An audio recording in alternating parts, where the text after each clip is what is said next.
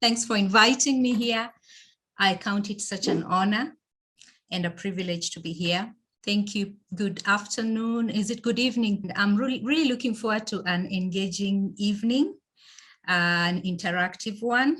I'm really passionate about getting parents to understand what's going on with their children so that they can then know what best is required to provide the right environment for them. So today I want to just challenge you with this question. Are you reactive or responsive? And I just want, first of all, you to just take a moment and breathe in. I don't know where you are. You could be driving, you could be on Mombasa Road traffic, you could be wherever you are, but just take a deep breath in and out. You could be at home, okay? And I want you, as you are entering into this session, I would really like you to enter it with an open mind, a mind that is non-judgmental towards yourself. One of the things working with parents I have realized is, and also from my own experience as a mom, is that we really bash ourselves, we are hard on ourselves, we easily latch on to these questions of, I'm not doing enough, I am failing. And so even as I get into this presentation, I hope that as you connect with areas that you need to work on, you will give yourself compassion and you will not bash yourself, okay? We are here to support one another and to learn from one another. So let's step into this with an open mind, a mind that is full of self-compassion, compassion for yourself. Open mind to learn and to grab onto this to be a better parent. And I hope that we are not thinking, oh boy, another parenting session. I had Mr. George just saying this is, I think, the third one since August 6th. And sometimes it can get really exhausting. So I hope that our attitude today is that, yay, this is another parenting session, another opportunity for me to learn, not another opportunity for me to be told what to do, to be told what I'm not doing. I am really big on making sure that parents begin to feel that they are enough, that wherever you are a great parent, and you are going to get better, okay? Because we are all growing in this space. So I would like you to share in the chat. For those who can chat, just share your top current parenting dilemmas. What are some of these things you're struggling with? So because I would really like this to be an interactive session, my request is that you share your top parenting dilemmas, okay? While I try to move back because I had not intended to do that. Just a minute, go to the chat and exit out. Okay, all right. So what are our top current parenting dilemmas that we are struggling with? And I will go on as I invite you to share. So just a little bit about my personal and professional experience. I'm not going to get into the credentials and all that, but just to let you know that I have worked as a therapist for many years, for over 15 years, actually going to 20 years now. And initially my work was really focused on children, and not because I had specialized as a child psychologist, although a major part of my training was on working with children. But then it's because most times it's easy for us to have our children to go and be fixed. After all, we take them to school to be taught, to learn, and to do all that. So when they're having issues with school and behavioral issues, and you have a friend who is a therapist, sometimes you're like, okay, just go and talk to so-and-so. And so I would get kids coming into my space for me to help them, mostly from friends and people who knew that this is what I did for a profession, not necessarily in a very formal space. But anyway, when they came into my space, I still worked with them. I still provided the environment that was necessary because I have been trained to do that. And I would get such great, amazing results. And here is why I got great, amazing results. It's because children are malleable. They are open to experiences. They are soft, they are pliable. they absorb great experiences and they learn from them. And that's why we find that the school system is very successful with children, because the school has a structure that is put in place. So the teacher is able to do way more than we are able to do with our children, especially when they are younger. And I'm sure you've experienced that when your child comes and tells you, no, I will not do it this way because teacher so-and-so does not do it this way because teacher said we do it the other way. So what's my point? Children are open to experiences. They're easy to influence. I have worked with them for years. And so the first thing I want you to know is that our children are not the problem, okay? Now, does it mean you're the problem? I don't know. So let's find out, okay? Remember, we're entering into this without judgment to ourselves. We only do the things we do with the tools that we have. So today you're going to get new tools. And when you know better, then you do better. But don't approach this with guilt, okay? So when that happened, then I used to influence them very positively. Then they would go back and they would go, and the parents would see changes in their behaviors, changes in their performance. But after a while, those issues will come back again. So it felt like they were going in cycles. You take them to Dr. Caro, you see changes, then after a while, then those changes go back. And you know why? It's because they were going back to the same environments that contributed to them going for therapy in the first place. So I began to shift my practice to include the parent more and more. And as I did that, I began to see more permanent changes in children and in families. And now I have completely transitioned. I don't no longer work with kids, because I have come to believe with every ounce of my being that not every child who is taken to therapy needs to go for therapy, okay? Many of those children just need a certain environment for them to thrive. So there are those who do need to go for therapy. Because I'm a therapist, I would never say don't take your child for therapy. There are those who do need to go, but not all of them. What we need is to equip caregivers of children to open up their minds, to help them understand themselves, understand how they are showing up, so that they can provide a better environment for their children to thrive. And over the years, now for the last 5 years, I've completely transitioned from working with children and families to working purely with parents. I've developed Being Parenting, which is a program. BEING basically asks, who are you being? Let's forget a little bit about the do's and the don'ts. Let's think about how we are showing up, because that determines everything. And that's the reason for the chat we are having today. One of the things I'm asking you as you are showing up, are you being reactive or are you being responsive? And what is the difference? So I see there are people already writing in the chat. So let me just read them out because I'm able to access it. I struggle with always comparing my children between each other. Thank you, Mokov, for that. Gladys, I'm spending enough time. Am I spending enough time with my child, or I am spending enough time with the child? I'm not sure if that's a question from Gladys. Am I ready to give special education to my child? Will my child trust me to tell me everything? Very real and valid questions. And hopefully, as we continue in this space and these relationships, you can get more and more about the things that are important to you, because I talk about different topics on all levels, as long as they require to equip a parent to do something. So whether it's in sexuality, drugs, sex, discipline, doing well in school. The biggest one that I usually get that has not yet come up in the chat, and maybe it might come up, I don't know, it's how to manage screen time, responsible screen time, because we can't run away from it.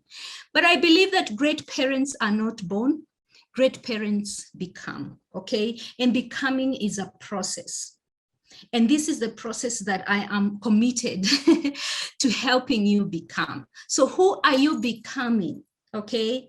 One of the things that I desire to become more and more is to become more confident in my decisions, to second guess myself less as a parent, to be more purposeful, intentional, and to become more calm. There's just such beauty in showing up calmly, and we'll talk about that. So here's a question, another question. What are some of the tools and strategies that we have had, read, and be told are effective for parenting? Just let's hear about one or two before I show you what I have. What are some of these things you've been told, you know, when you do this, this is effective parenting? Okay, so I'm just going to read out. There's one, affirmation. So affirming your children, quiet time. Okay. Rewarding. Thank you, Sharon. Thank you, Anne. Thank you, Akoth. Rewarding them. Okay. So again, anything that comes up, George, feel free to interrupt and tell me. But here are some. Oh, by the way, before I even get to that, if you Google effective parenting, today, you will get more than 232 million results in less than 0.6 seconds. It's less than a second, okay? And from what you have shared, these are some of them. Spend quality time with your children. Spend quantity time with your children. Pick them up. So not only quality, but also quantity. Pick them up from school, because after a long day, it's just nice for you to be the first person they talk to and unburden themselves. And some will say, drop them to school so that you can speak those affirmations that we are told. You can drop them to school so you can affirm them. You can give them psych for the day. You can motivate, inspire them for the day. Create a routine, because routines are important. They help our children feel safe. They know what is expected. Do a daily devotion. I don't know if that's what you meant by quiet time, okay?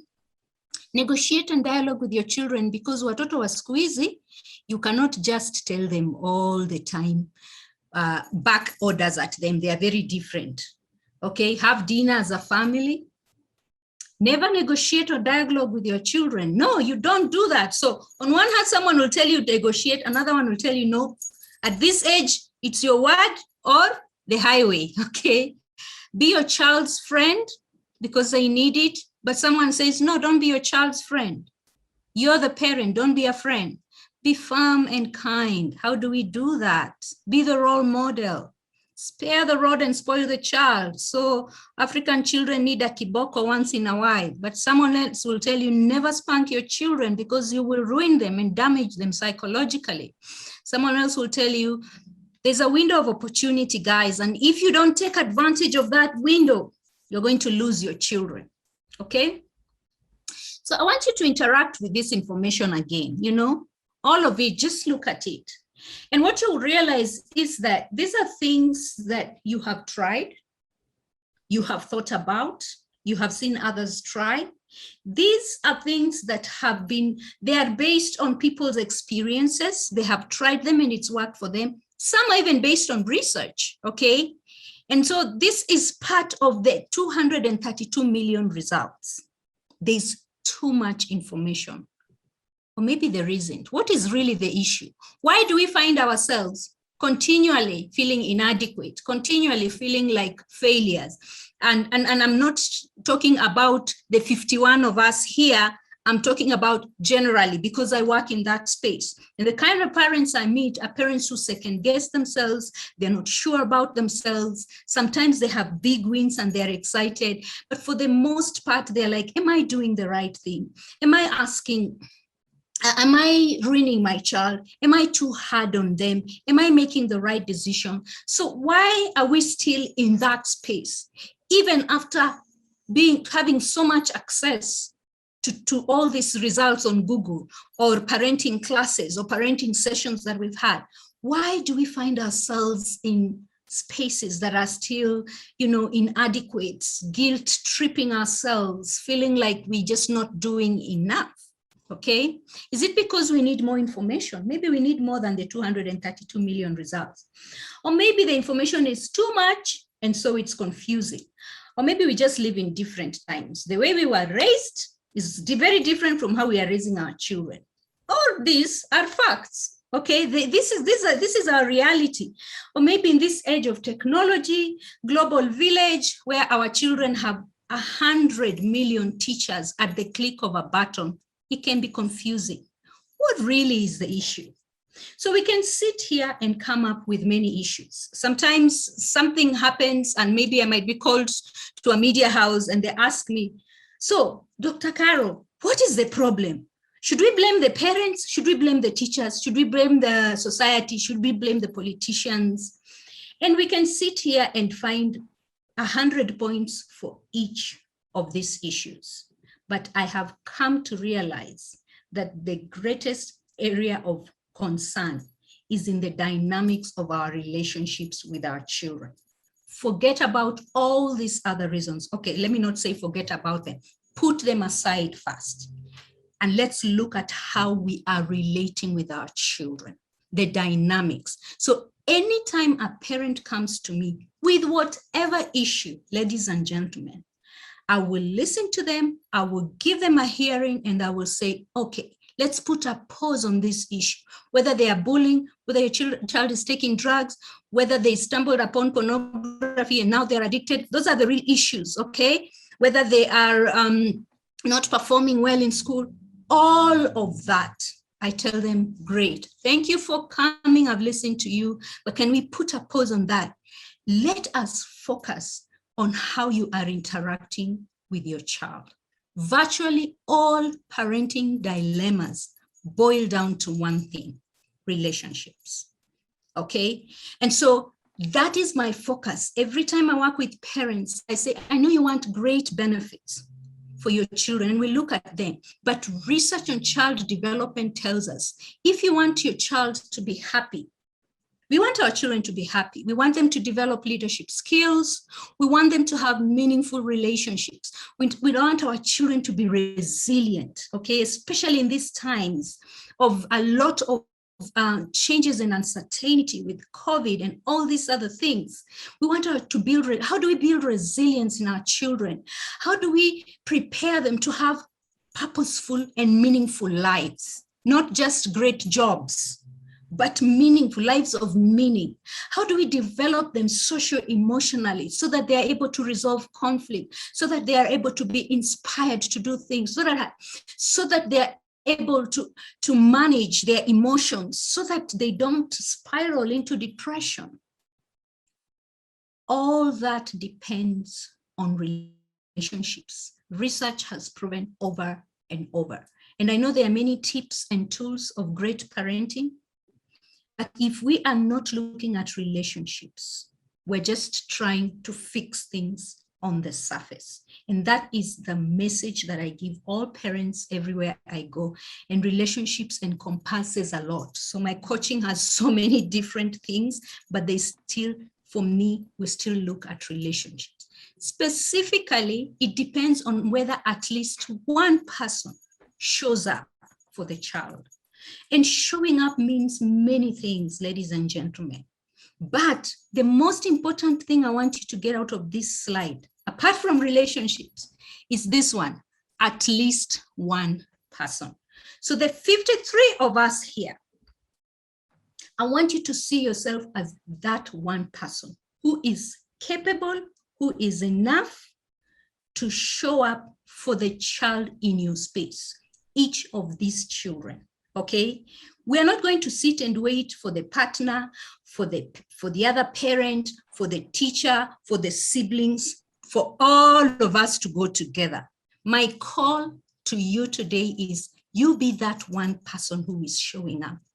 And then if you are conscious, if you're committed, then other people in your space, somehow they join in. But even if they don't, research says, if you are that one person, and maybe you've heard those stories of people who say, I didn't grow up with my parents, or I didn't have very committed parents, but there was just that one person, the coach, the teacher who spoke a word to me, the Sunday school teacher, someone who just believed in me.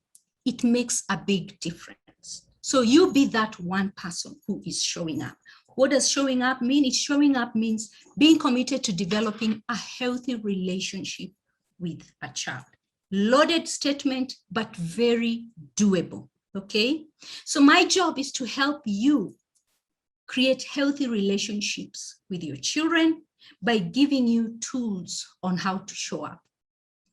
A parent who shows up is a parent who responds, as opposed to a parent who reacts, okay? And today is one of the tools I will give you is how to be responsive as opposed to be reactive. A parent who responds is a parent who is self-aware. What does that mean? Means that you as a parent, you learn to be conscious of your own inner environment during an intense moment. An intense moment is when we are having push and pull with our children, when they have annoyed us, when we are angry, when they are not listening, we are feeling so frustrated, we're feeling like we are not making a difference, we're feeling like we are forever yelling, reminding, repeating. Responding has everything to do with your self-awareness. So today I'm asking you this Friday evening, end of a long week, and I hope you're not tired. And if you are, I hope that you will be refreshed as you gain this new information. How are you doing? Are you thriving? Or are you just going through the motions of life? Are you striving? Are you aware of yourself? Are you aware of what is going on? Are you growing as your children grow?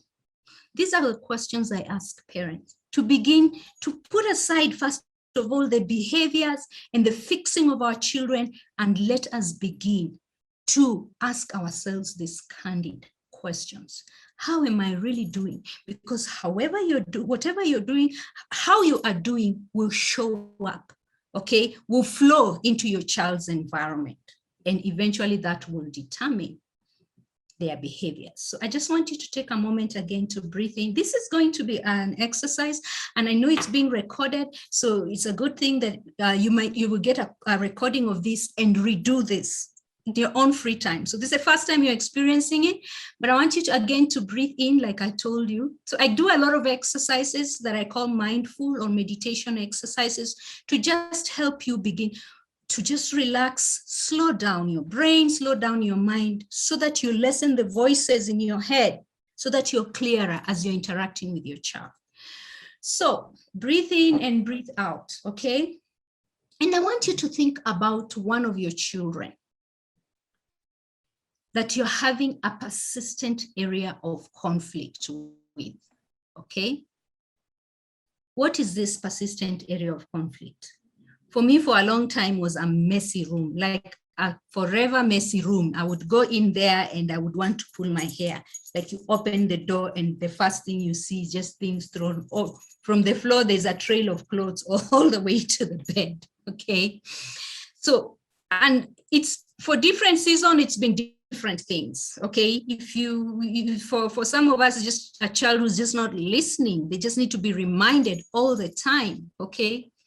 Now, beyond that persistent area of conflict, I want to ask you to try and remember what exactly happened. So we are narrowing down from just saying, my child is lazy, my child is not responsible, to last week, when I walked into my child's room, I found a trail of clothes. Because being self-aware means beginning to be clear about what it is that we are actually dealing with. Now, what was your reaction? For example, you got a call, for example, your child has been, maybe they're in year 4, and they have been coming home every day and telling you, Mom, every time you come home, you're like, have you done your homework? They're like, yeah, I've done my homework. Everything is set, Then 2 weeks down the line, you get a call from the school and they tell you, you know what? Jason has not been doing his homework. So that could be a persistent area of conflict for you. It could be a place of we struggle with homework. Then he's been telling me he's been doing homework. Then I got a call. Now, when I work with parents, I ask them, what was your reaction at that point? okay? Because how we react at that point determines whether your child will learn anything. They might just learn, when my mom is really angry, she yells, she gives me 2-hour lectures, and you know what? I'd rather just nod my head to pacify her, but I'll not change. That's why we find ourselves in the same cycles. So we need to begin to discover and to, at the point of our reactions, to start doing things differently. Because at the end of the day, you want to teach your child responsibility. You don't want your biggest lesson to be, when mommy is angry, she yells. When daddy is angry, he gives me like a whole list of punishments from here to next week, okay? Because of how he's feeling, okay? Because we need to start asking ourselves, what lesson do I want to teach my child? Then that will determine whether you react or respond. Okay, and when we are reacting, of course, we are reacting out of emotions. When we are responding, sometimes we may not even do anything right away, but that is a muscle we need to build because we are not used to it. We've been raised by reactive parents, and so we don't know anything else. So I'm sure many of us have come across this concept called the iceberg concept, which basically it's in different fields. In business, we say success, or is it life? We say success is the tip of the iceberg. So success is what you see. You see the big cars, you see the buildings, you see the glamour and the glitz, but you do not know what it took for that success to get there. Sleepless nights, broken relationships, also great moments, but there's so much that goes into something before we see the tip of it. So this iceberg concept is found in many spaces. And in psychology, we say behavior is the tip of the iceberg. Now, today we're not talking about your children's behavior. There'll be a time I will come and I'll talk about your children's behaviors and how to manage them.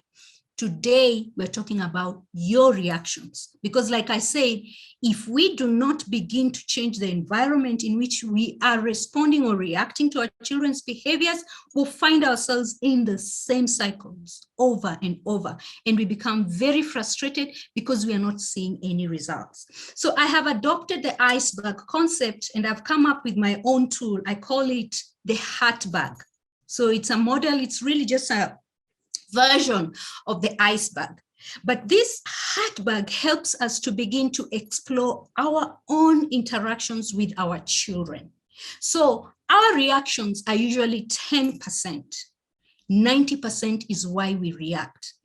And our children are usually not the real reason for our reactivity. So going back to the Jason story, year 4, 2 weeks has been lying every day that they have been doing homework, and then you get a call or a note from the school, and then you blow up. Many of us explode, okay?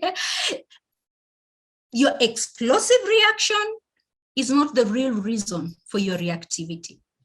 I mean, your Jason's behavior is not the real reason for your reactivity. And it's just a new discovery we need to make. Our reactions is usually the tip of the iceberg. The reason why we react is deep down, and we need to uncover that. Self-awareness is not an easy thing, guys. And unfortunately, when we have children, they have the capacity to trigger all kinds of reactions in us more than before we had children. Okay, and for us to be able to grow, for us to be able to begin to provide the right environment for our children, we have to step back and begin to examine the state of our hearts. So again, going back to what I asked you, think about a persistent area of conflict. Think about what happened and ask yourself what, and try and remember what your reaction was. So here's a few examples because I have reacted myself. So some of these reactions are things I've done, but also because I've worked with parents for a long time. Many times you yell, shout, rant, talk endlessly, give threats that you don't follow through on, spank the child, send them away because you are so triggered, you are so angry. Sometimes you fire off a series of punishments and deserved consequences. You tell them, I know it is the TV that is making you not do your homework. So you're not going to watch TV tonight. And because you're still angry, you're saying, no, you will not watch the rest of the week. In fact, on top of that, because you like playing, you will not go to play with your friends tomorrow. And because you're still angry, that's you reacting. Because you're still angry, you say, then you're grounded for the rest of the month. By the time you're done, your child, you have given so many consequences that are so unreasonable, that are so unrealistic, that you might not even sustain, or you will push yourself to sustain them because you did it in a moment of anger, okay? Sometimes we are just passive. We don't do anything. That is still a reaction that is not healthy, because you just let things slide. You watch and you do nothing.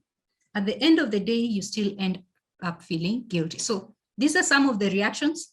If you connect to any of that, go ahead and write it down or take note of it, okay? I don't know what you expected for this session, but if you don't do these things practically, if we don't take a moment and just examine ourselves, ladies and gentlemen, our children will suffer for our lack of self-awareness. The best gift you can ever give yourself as a parent is the journey to self-awareness. It's the journey of asking you these questions. You're asking yourself. So where do reactions come from? We are beginning to discover. Okay, so reaction is at 10%. So what is in the 90%? Before you reacted, you felt a certain way, okay? Most of the time, it's the anger that causes you to fire off a series of consequences or to chapter the child, okay, in a way that you regret later, okay? But we need to understand that even if you felt angry, anger is usually a secondary feeling, okay? Secondary feeling meaning sometimes anger is connected to other feelings. Those other feelings, I call them primary feelings. They are not as strong. They are not as effective. So if I show anger, I'll get people around me to comply, especially children or people who work for me. The only way I get people to do things is when I express anger. But anger is secondary. So you need to begin to be clear about what else you have felt in that moment. And I want you again, even as I'm talking, please try and get a specific event. If we don't get there, then we're just sitting here and spending a whole hour listening, but it will not really make a big difference for us. I would just like, not very, very clear how much more time I have. So you can just open the mic, George, and let me know so that I know how much faster to go. So these are some of the feelings that sometimes we have. These feelings, when we express them to us, to people, then they will look at us as weaker, you know? So we don't want to show our children that we're feeling helpless or fearful or guilty or sad or worried or all this. But many times, for example, even in that case of Jason and the homework business, maybe it's also you feel disrespected, embarrassed, a call from the school. A child has not been doing homework for 2 weeks. Maybe you're feeling guilty because you know you've been busy. You know you haven't really paid attention. Maybe you're feeling anxious because you're saying, now if he's behaving like this, he's lying, what will happen when he's a teenager or when he's working? Or panic, I'm running out of time, disappointed, because every time Jason tells you, I have actually done my homework, okay? So you need to go beyond just anger. Remember, I'm guiding you into the journey of self-awareness, ladies and gentlemen, and it's important for us to go beyond, to connect with these other feelings that are considered weak, but they are feelings. There's no good or bad feeling, by the way. All feelings are valid, including anger. It's just what we do with them.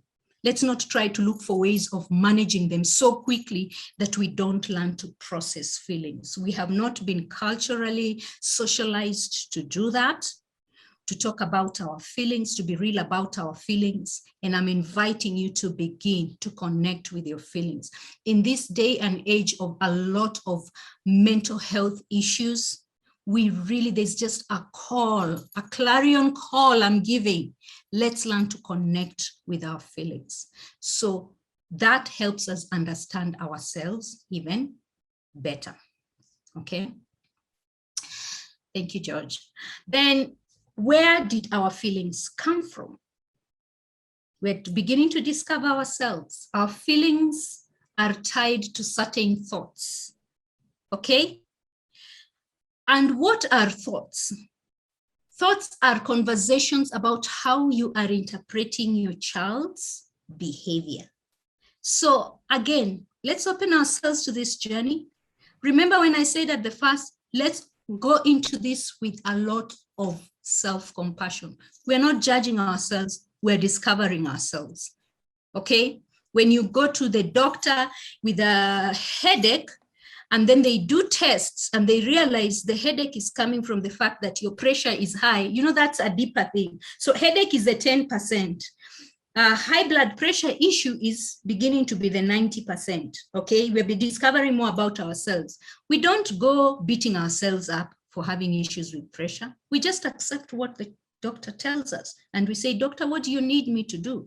Take these tablets, slow down on your carbohydrate intake, do more exercises. So I'm inviting you to come into this with as little judgment on yourself as possible. So how do we interpret our children's behaviors? These are some of the ways we do. He's doing it to make me angry. Think about that intense moment. Have you ever thought this child is just doing this to make me angry? And if you think like that, automatic feeling is anger, and automatically you will react. I'm failing as a parent. Automatically, when that's the thought that comes to your mind, you will panic, you will feel fearful, and it might lead to, again, anger, because the secondary emotion, or it might lead you to say many things, okay, or to give undeserved consequences. I'm losing control. I have lost my window of opportunity. I have met scores of parents who feel like they've lost their window of opportunity. And I usually tell them, can you just take a deep breath in and out? And remember that the brain does not fully mature until age 25. We have plenty of time, parents at Diamond and teachers. We have plenty of time, okay? Then this child will never change because you're finding yourself in the same space. It's because of my mistakes. I might not read them all out, but I want you to interact with them and ask yourself, have I experienced these thoughts? Many times we don't know that it's the thoughts that lead us to feelings and the feelings that lead to reaction. This behavior is making me look bad. Sometimes we feel we are being punished for things that we did, maybe when we were young, or maybe when we were having circumstances surrounding your child's birth. There are so many things that we carry into our parenting that we are not aware of, guys. And if we don't allow ourselves to open up that space, then our children suffer for our lack of self-awareness. Where do the thoughts come from? Thoughts come from what I call core beliefs. Now, as you go lower and lower into your heart, it becomes harder and harder to uncover this. And that's why the process of coaching, the process of counseling and therapy, whatever process you need to give yourselves, just so that you begin to unpack your core beliefs, it's very important, okay? And look at the heart. This heart, normally the heart is like this, but most of our interactions with our children happen when our hearts are upside down, okay? That's why my heart is also like that, the heart bag. So we need to be able to get to a place where we transform this heart to a place where it's in the right place. We need to parent with our hearts in the right place, okay? What are core beliefs? Core beliefs are like operating systems, okay? Operating system, for example, I have an iPhone here. The operating system for iPhone is iOS. Maybe some of you have Samsung and the operating system is Android. It's already there. It's a template that is already set. And templates come from way back. So by the time a child does something, it's like you switch on an app or something, you switch on your phone and automatically the iOS gets into operation for you to be able to use your phone. That's what happens to us. Our children's behavior trigger core beliefs, a core belief that maybe children are manipulative, a core belief that you've made too many mistakes and there's nothing to change, a core belief that it's too late to fix this, or I've lost my window of opportunity, a core belief about yourself, I do not have the power to change, a core belief that discipline has to be aggressive. That's why you keep giving one punishment after another until you feel like you have done it, okay? I have a whole session on discipline, and it really, really opens our eyes about the things that we have believed about discipline, okay? So what core belief that life is hard, and so we push our children because life is hard. So we don't want to look like we are spoiling them, okay? And I have a book, it's called Parenting with Your Heart in Mind. It's a book that really unpacks your heart, the heart bag space, in a way that is very systematic. You can walk this journey with your group of friends. You can walk with this journey as teachers or as parents. That really unpacks that space. And the last chapter actually talks about how we can transition from being reactive to being responsive. But this is a sneak peek to just help you understand that in our hearts, there are things that are happening. And those things, if we don't get into that journey of uncovering them, or being more self-aware, the unfortunate thing is that our children are the ones who suffer for our lack of self-awareness. Where do our core beliefs come from? They come from issues we have gone through in the past and things that we are going through currently. Those are the things that are triggered by our children's behavior. So dealing with behavior at the surface is what we are accustomed to. We're accustomed to fixing, to saying, Dr. Caro, just give me a tip to make my child listen to me more. Give me a tip to help my child to be more confident, okay? And I say, yes, great, that's a great motive. But first of all, let's begin to look at ourselves first. Okay? And dealing with behavior at the surface is what we are accustomed to.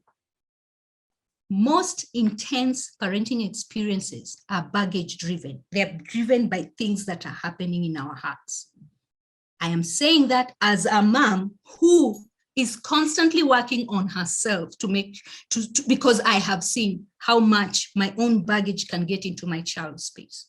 As parents, we carry in our hearts unresolved issues from our past and present experiences. Our children's behaviors serve as a trigger, okay, to remind us of the things we need to work on. So my reaction to Jason, I was angry and I yelled and I did all that. I should go back and ask myself, what do I need to work on so that next time I experience an intense moment with my child, I'm showing up with more grace and I'm more responsive as opposed to being reactive. If we don't focus on what is going on in our hearts, our interactions with our children will be repeated cycles of reactivity.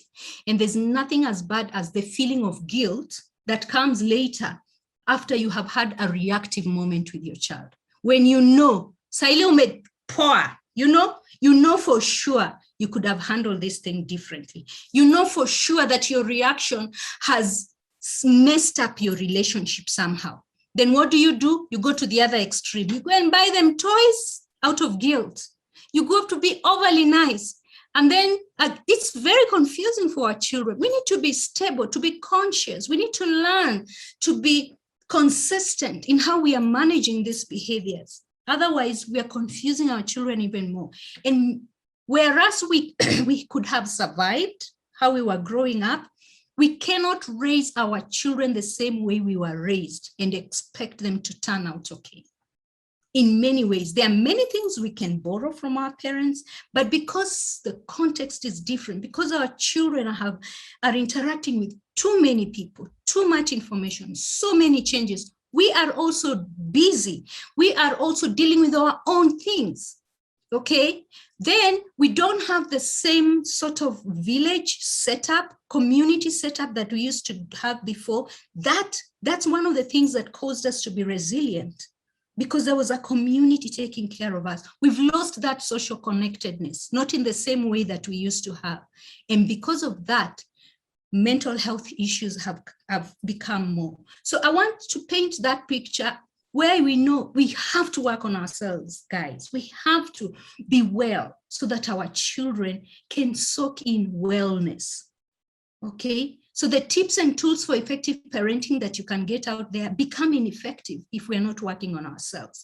Since no other journey is able to evoke emotional reactivity in us than parents, to be a parent invites us to treat the reactions our children trigger in us as opportunities for growth. My call to you today is, can we learn? Can we learn from those intense moments? Can I be the first person to learn, to grow from these moments? And then when I learn, then I guide my children and my child into learning and growing again. This quote here forms the basis of the work that I do. So Dr. Shefali is a parenting coach. She's also a psychologist, and she's written a great book called The Conscious Parent. And she says, unless you are fulfilled, you will use your children to complete you. You will teach them how to live with your unacknowledged fears. We have a lot of fears as parents, okay, into our space. And we have not even acknowledged them. Some of them we have acknowledged, but also we have been socialized not to speak our fears because we think if we speak our fears, they will come to pass. No, we need to acknowledge the fears, speak them out so that they don't have a hold over us anymore. So we discover what these fears are, speak them out, and allow them to no longer have any hold over us. We teach them to live with our rejected emptiness. You were in class 5 and you used to be part of the cool crowd, and then you were kicked out of the cool crowd and you felt rejected. You felt rejected over the journey of your life, whether it's in a relationship, whether it's at work, someone took up your position. So you were rejected, you were passed up for a promotion, you were passed over for a promotion. All these things, we carry them. If we don't resolve them, we carry them. And our children's behavior somehow trigger them. We also teach our children to live with our forgotten lies. And this is the hardest one, ladies and gentlemen, because we grow up, we experience traumatizing situations, not because our parents were bad people. It's just because they did what they did with the tools they had, okay? Then, because as human beings, we need to move on with life. You know, the way we like to say children are resilient, I disagree with that statement 100%. Children are not resilient. Children look for ways of surviving. And so they suppress things and they move on. And we feel like they've moved on, and we want them to move on so we can feel better, okay? So they just go with the flow. But what happens is they bury those things. They suppress them. Do you know when those things come up again? When we have children or when we work with children.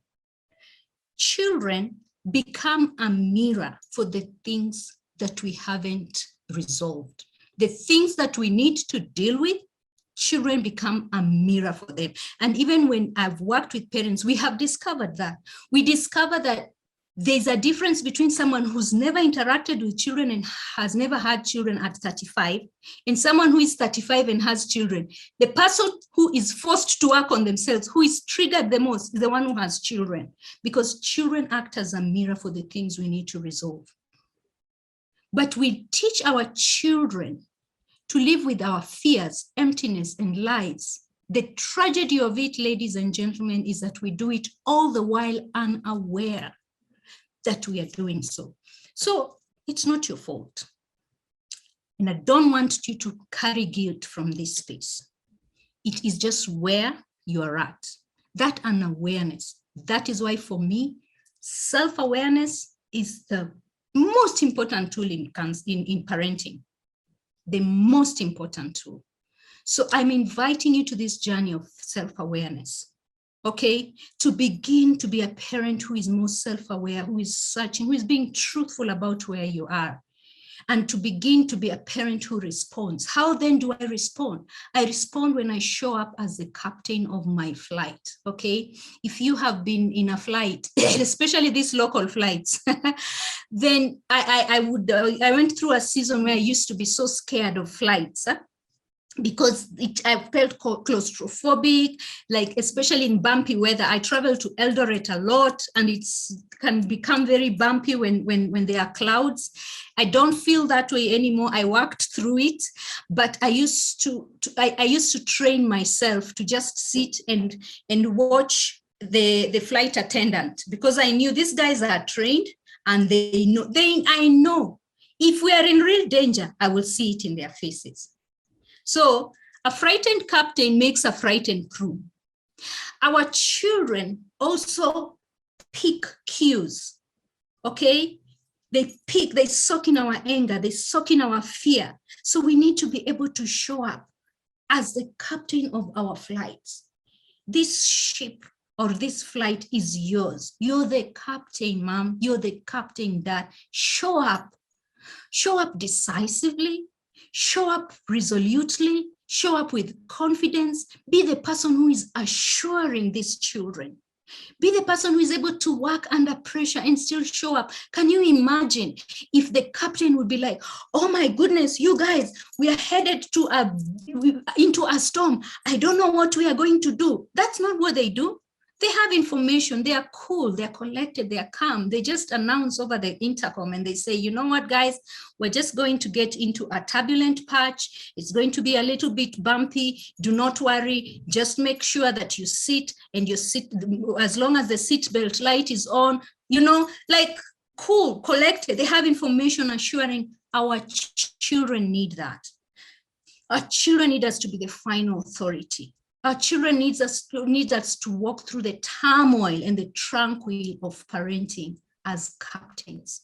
And how do you get to that place? It's through self-awareness, okay? So here is a task for you.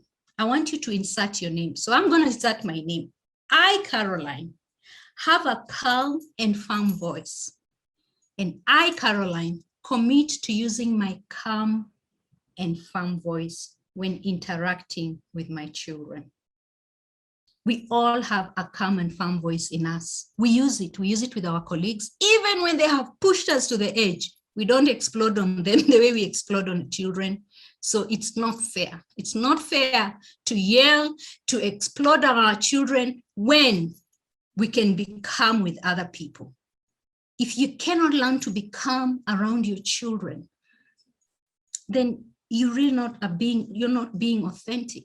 And it's a journey. That's why I keep going back to give yourself compassion, guys. If you have been the yeller, because I am, and I have a whole article on confessions of a recovering yeller, okay? And why I would yell and how I am really learning not to.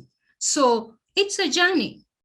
I also respond when I show up as a farmer, not a carpenter. And this is, I'm coming to the end of this presentation. Okay, how do we show up? There are two ways we can parent. I know there are many parenting styles. I have come up with two ways: carpenter or farmer. A carpenter, usually think about a carpenter, they have the final, a real one, not these shady fundis that we have. A real trained carpenter usually has a full blueprint of the final product. It's only then that they start the process of collecting the material, cutting, sewing, shaping, fixing. A precision is a carpenter's mantra. You have to measure twice, then you cut once. So this blueprint could be a beautiful four-legged square table with a glossy yellow finish. That's what they will put down on paper to the exact specification. One may measure kabisa, whether it's mortise and tenon joint. I don't even know what that is, but I remember it in art class in class 5, okay? Different types of perfect joints, okay? A Carpenter wants their life to be predictable. So they are rigid. They stick to a plan. If possible, they use the same plan to mass produce. And what comes out at the end? A lifeless, a beautiful four-legged square table with a glossy yellow finish. However, it is lifeless and inanimate. We have been raised mostly with a carpenter mentality, whether it's from the school system, from our parents. Our parents, we just want results. So what do we need to do to fix? Dr. Karu, just give me a tip. Let's fix this, okay? However, enter the farmer. The farmer also has a vision. They know what they want. I want 10 sacks of mango at the end of the harvest, but I don't have the exact specification. Some of them will be small, others will be big. If not all of them will have the same shade. Some will have some yellow, some green, some red. You know, we have different shades of mangoes. And of course, we know what we want at the end, but it will not be exact texture, exact smell, okay? But even with that, they still do what they need to do. And I want us to go into parenting as farmers. Let's not have a final product already in mind. Let's have a general product, because we have to have goals for our children. But let's know that there's a time to break the ground. It's not all the time that we are getting a harvest. There's a time to sow. If I want a harvest of responsibility, I sow a seed of responsibility. Sometimes it's just time to water. So we cannot be watering and breaking ground at the same time, you guys. What do we water? I water what I want to see grow. So watering in parenting is encouragement. Sometimes we will just have to stop thinking about fixing that behavior and say, what encouragement does this child need in this moment? They need encouragement more than anything. Sometimes it's time to prune. Pruning is painful. Even Jesus said, we prune so that we bear more fruit, okay? So pruning is painful. So there are moments that are not pleasant, but we have to do them. Sometimes it's just for manuring. You know, manure is messy, it's smelly, it's stinky, but we've got to do the work. Parenting is stinky, you guys. It's not always where a carpenter is the one who wants a smooth process. Let's open ourselves up to the different seasons of parenting. There's a season where you don't even see anything because you've already put the seed in the ground. So it's time to wait. Let's give it time, guys. Let's not try to get a 6-year-old to do things. The brain is still developing. It's our job to help nurture that brain, not to fix so that we can feel good about ourselves. We need to remember that some seasons are exciting, others are challenging. Parenting is risky, heartbreaking, but also rewarding and surprising. Our children surprise us with things they can do, and we just feel so great. Then they go ahead and disappoint us, and then we just come at them, okay? So the reality is we should be open to those rewarding and surprising moments as much as we are open to the challenging and risky and heartbreaking moments. A farmer is forever reflective. Whoops, I don't know why I am. A farmer is forever reflective of the process. They are self-aware, they are flexible. But ultimately, guys, the farmer knows that there are other forces at play. And this is where we get stuck as parents. We need to release the fact that we are not the only ones influencing our children. Do your part, be conscious, develop the relationship, do everything you can. But remember, parenting is a journey of faith, hope, and trust. Let's not be in a hurry to be assured of certain results. Let's do this in faith, just like the farmer does. The farmer doesn't give up because last year's crop didn't come. They go back again. Let's be those kinds of people who are providing a nurturing, a thriving environment for our children to thrive. Okay, so how do we respond? Pause. Ask yourself, what am I feeling? What are my thoughts? What are my core beliefs? Reflect and ask yourself, what do I need for myself right now? Sometimes I just need a break from this intense moment. It's okay. You don't have to do something about your child's behavior all the time. Sometimes you just need a break. Say, you know what? right now I'm feeling very angry. And I tell my son that I'm feeling really angry. I will not deal with this right now because I will do the wrong thing. So can you go to your room? Let me go to my room. Kila mtu kwa kona yake. When we are ready, then we can deal with this. It's not going to spoil the child because you didn't do something immediately. What does this child need in the moment? Do they need encouragement? What lesson do I want to teach? That's what we do when we are responding. You respond as a farmer, not a carpenter. You respond as a captain of your flight, and you respond by forever planting the right relationships. Okay? This is the book. I'm just going to go off now because I know time is up. And then if you come to our website, there's also a bunch of lessons and sessions. And then these are the services that I provide. Specifically, I would like to point out the 30 minutes. I have a free consultation session to just figure out, do I even need coaching in this first place? Where am I?